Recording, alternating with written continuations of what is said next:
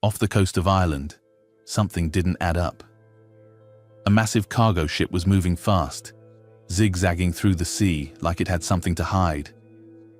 The Irish Navy was in pursuit, but the crew on board wasn't surrendering. They were tossing barrels into the ocean, setting fire to something, anything, to cover their tracks. Then came the sound of blades cutting through the wind. A helicopter closed in. Before the crew could react, armed forces dropped from above and stormed the vessel. What they found inside left even the most seasoned officers stunned. Over 2 tons of high-grade cocaine, hidden in plain sight. Street value: €157 million. This wasn't just a bust. It was the biggest drug seizure in Ireland's history. The ship was called the MV Matthew. It had traveled across the Atlantic, picking up the cocaine in Venezuela. The original plan was simple: pass the drugs onto a smaller boat just off the Irish coast and sneak it into the country quietly. But that smaller boat never made it. It crashed. That screw-up led to the entire operation falling apart. The whole thing was backed by a major drug syndicate with ties stretching from Dubai to South America to Europe. 8 men were eventually caught and sentenced to a combined 129 years in prison. At the center of it all was an organized crime network operating out of Dubai, widely believed to be the Irish Kinahan Cartel. They used a Dubai-based front company called Symphony Marine to pull the strings. The group bought a 190-meter bulk cargo ship and registered it under Panama's flag in August 2023. They later renamed it MV Matthew and gave it the appearance of a normal cargo ship. But its real purpose was to haul massive cocaine shipments across the ocean. To pull it off, the cartel brought in experienced sailors from different countries. Some of them were flown to Dubai, given job offers, and promised huge paydays for what was pitched as a regular transport gig. Most of them had shipping or naval experience. But one guy stood out, a Dutch-Turkish national named Kumali Ozgun. He had 0 experience at sea, but he wasn't hired to steer the ship. His only job was to keep watch over the drugs and make sure the cartel's interests were protected during the voyage. The plan was for the MV Matthew to meet smaller boats out in international waters, unload the cargo there and avoid any ports altogether. In early September, the ship left the Caribbean claiming it was heading for Poland, which was just a cover story. In reality, it sailed close to Venezuela, where smugglers loaded about 2¼ tons of cocaine onto it on September the 5th. The crew reportedly got 15 sailors drunk, while cranes quietly transferred the drug bundles into the hold. Back in Ireland, the local side of the operation was setting up. A small fishing vessel called the FV Castlemore, which was bought for €300,000 on September 21st. This 20-meter boat was supposed to pick up the cocaine from the MV Matthew and bring it ashore. At least 4 people based in Ireland were involved in setting up the purchase. Investigators later discovered that one key figure, a mysterious man who flew in from Dubai, provided the money and gave out orders. In the encrypted group chats, they called him Rain Man. Another person in County Down helped coordinate everything on the ground. To make sure communications stayed tight, the Castlemore was fitted with a Starlink satellite system. That way, they could keep in touch securely while out at sea. 2 men were assigned to crew the fishing vessel: Vitaly Lapa, a sailor from Ukraine, and Jamie Harbron, a British national. Neither had any real ties to Ireland. The plan was for the MV Matthew to hang around off the Irish coast, pass about 2.2 tons of cocaine to the Castlemore, and then have that smaller boat speed back to land and unload somewhere quiet. But there was one major problem. Castlemore wasn't designed for that kind of work. It was a basic fishing boat, not built to handle heavy transfers in open waters, especially not in rough weather. And its engine. That would turn out to be one of the operation's biggest weak spots.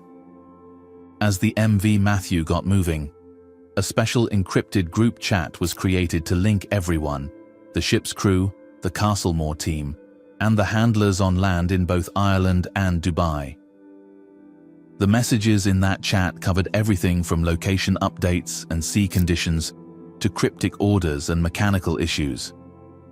And as authorities would later find out, those chats revealed a clear command structure, showing exactly who was calling the shots from behind the scenes. The whole time the ship was out at sea, the crew weren't really in charge. Orders were coming in from land, from the bosses stationed in Dubai. These guys were giving instructions every step of the way.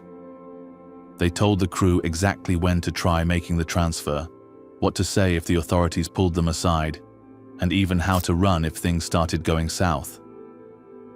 Now, even though the messages were set to vanish after being read, that didn't matter much in the end. Forensic experts managed to recover most of them.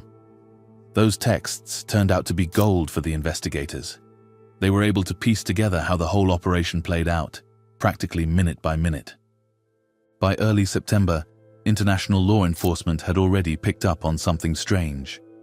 A global task force, with agencies from different countries, had flagged the MV Matthew as a suspicious vessel.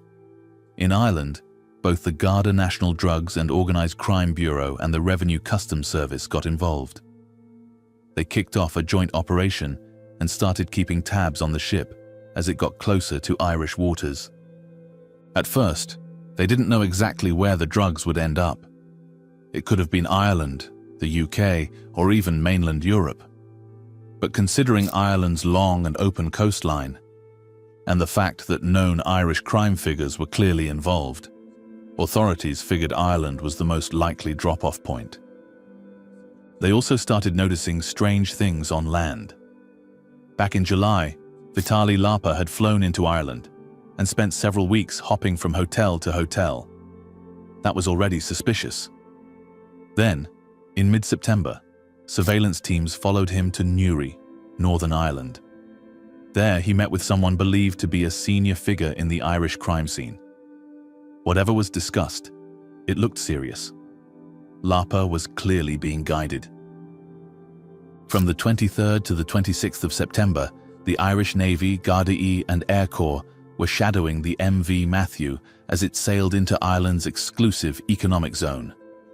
But they didn't make a move right away. The plan was to catch them red-handed, either in the middle of a transfer or with the drugs already on board while in Irish territory. That way, they'd have legal grounds to charge everyone under Irish law. Acting too early could have led to the drugs being tossed overboard or moved somewhere else. The first attempt to transfer the cargo happened on the night of the 23rd.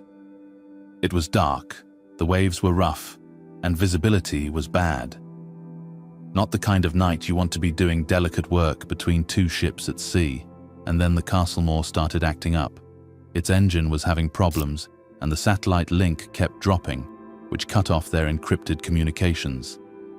They tried again and again, into the 24th, but the Castlemore couldn't make it to the meetup points. You could feel the frustration in the WhatsApp messages. At one point, someone on board said he'd rather go to prison than stay out in that storm another minute. Meanwhile, the MV Matthew had its own problem. It was a huge ship, and it couldn't just drift around without attracting attention. Sure enough, its odd movements were being tracked by the Coast Guard and Navy. They saw the strange pattern and figured something was going on. By the morning of the 24th, the smugglers decided to try again. They changed the plan and picked a new time. Captain Sohail Jelve, still trying to make it happen, even moved the cocaine out of the cargo hold and placed it on the deck to speed things up when the Castlemore arrived. He took a photo of the packages on deck and sent it to the group chat. But the Castlemore was in bad shape. It was barely moving, crawling along at less than 1 knot, and the engine had already died twice. Then, in a stroke of terrible luck, the boat ran aground in the shallow waters of Waterford Harbour. Around 8 p.m., They sent out a distress call. Lapa and Harbin were now fighting for their lives, trapped on a grounded boat with waves slamming into them. Luckily, an Irish Navy ship was nearby and rushed in. A rescue team was sent out, and both men were airlifted off the Castlemore and brought safely aboard. But the moment they stepped foot on that Navy vessel, it was game over for them. The next evening, on the 25th, the MV Matthew was seen acting strangely again. It was sailing in odd loops off the coast, zigzagging back and forth. Authorities counted 37 course changes along the coastline. It looked like they were trying to stall or figure out what to do next. That's when Captain Jelver made a bold move. He faked a medical emergency, claiming he was seriously ill. The Irish Coast Guard responded right away and airlifted him to a hospital. But he didn't leave empty-handed. He took 2 suitcases and 3 phones with him. When officials later checked the bags, they found $53,000 in cash in one of them. One of the phones had been used to communicate in the smuggling group chat. Jelver was arrested at the hospital once doctors confirmed he wasn't in any real danger. With Jelver gone, Second Officer Vitaly Vlasoy was thrust into command. He had maritime experience, but now he was caught in a full-blown crisis, suddenly in charge of a drug ship being tailed by the Irish Navy. In a message that kind of summed up the chaos, someone told him, "Okie dokie, Vitaly, good luck. Your first command. Unfortunately, the flag is Panama. I cannot make you a real captain because it requires CO, and quick COCS are not acceptable by Panama. But anyhow, we will go ahead." Vlasoy started talking directly with the Irish Navy and customs ships trailing the Matthew, while still taking instructions from the Dubai bosses in the encrypted chat. At first, he tried to buy time, saying the ship had engine trouble and needed to stop for repairs. When the Irish Coast Guard ordered him to head for Cork Harbour for inspection, he replied that they were just sorting out a few minor issues and would move soon. But the authorities had already made up their minds. Over the radio, one of the Irish patrol officers said, "MV Matthew Hotel 3 Golf. This is Irish Patrol Papa 63 on your starboard side. Irish Customs under Section 26 of the Customs Act 2015. I am directing your vessel to the port of Cork. I had a talk with agents. You are good to drop anchor at the position." And the reply came, "Captain said we advise. We will wait at this position until we do the job." The Irish Navy wasn't buying it. Just after noon on the 26th, the patrol ship identified itself as a warship and issued an ultimatum. As per standard naval protocol, a warning shot was fired across the Matthew's bow. Panic finally set in. The smugglers responded by radio, pleading that they were in international waters and not subject to Irish law. They tried invoking maritime conventions and begged the Navy not to fire again. But the Irish Navy was done negotiating. When the cartel bosses realized the Navy wasn't backing off, they issued the final order: destroy the evidence. The crew moved fast. Some scrambled to ignite a fire in one of the lifeboats. Inside were bales of cocaine soaked in accelerants. At the same time, the Navy launched its final operation. A military helicopter hovered over the ship.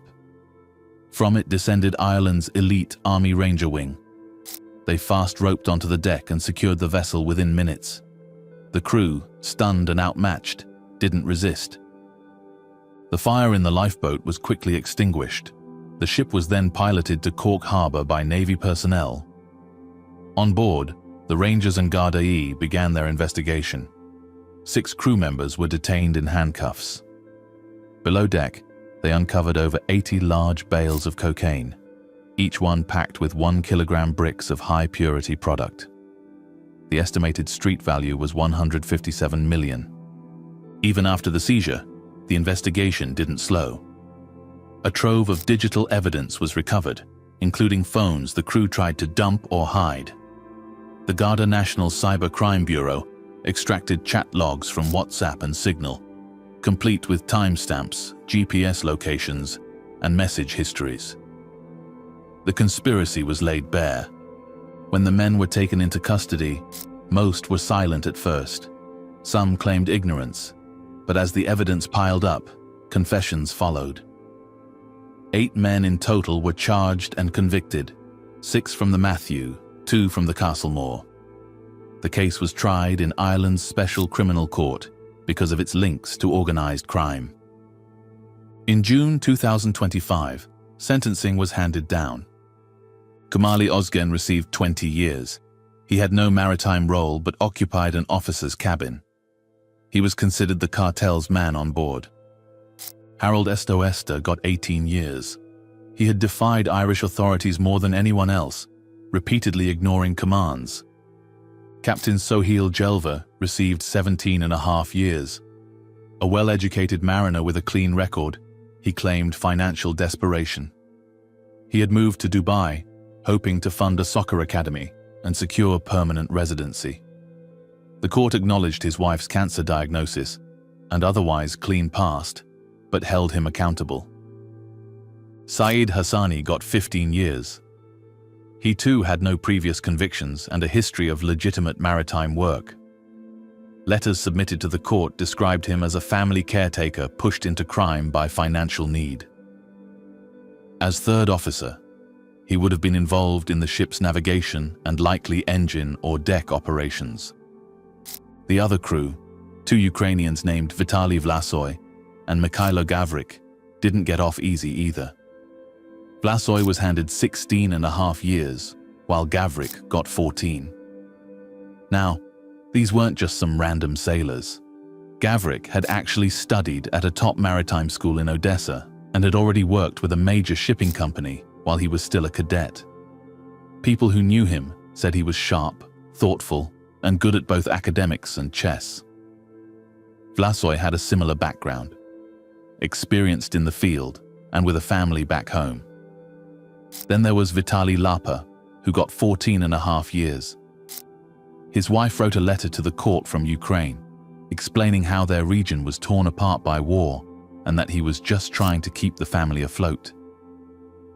They had a son studying in maritime college and were close to losing their home. That might have helped him get a bit of leniency. The shortest sentence went to Jamie Harbron, who got 13.5 years. He was the only British guy in the mix. A psychological report described him as impulsive and anxious, and he didn't have much education. He basically followed whatever Lapa told him. After the shipwreck, he barely made it out alive, and the trauma from that left him with PTSD. The whole operation collapsing was a serious blow to the criminal network that planned it. But even now, none of the supposed cartel leaders behind the scenes have been publicly charged for the bust. What do you think of this interesting case? Let us know in the comments.